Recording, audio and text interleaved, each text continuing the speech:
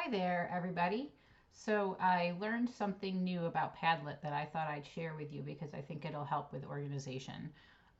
You're not required to change your Padlet in any way.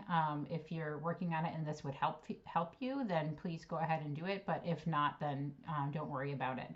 Um, and I just wanted to show you how that works. So anyway, on your Padlet, if you click on the three little dots at the top, and then you click on change format.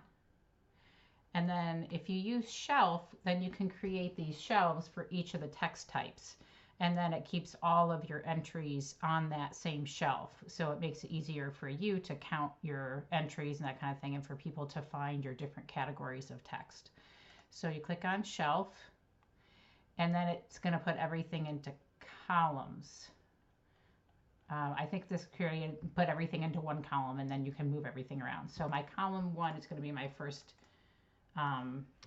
text type, which is literary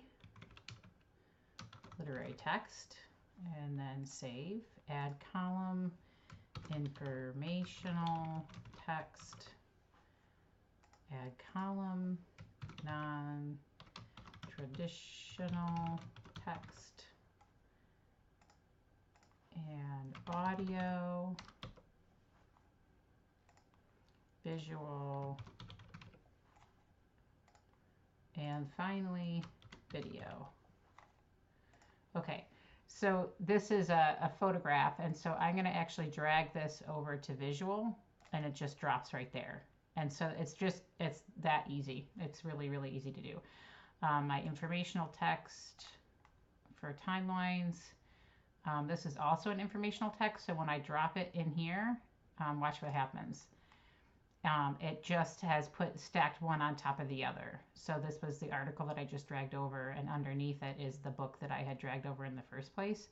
So this makes it so that it's just like bookshelves. So it just makes it a little bit easier to count your entries. Where did that go? Oh, because I didn't put it in the right thing. You have to actually, there we go.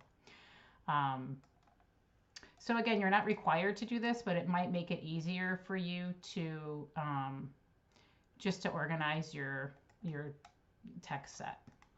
Okay? All right, that is all. Thank you. I can't wait to see them. Bye.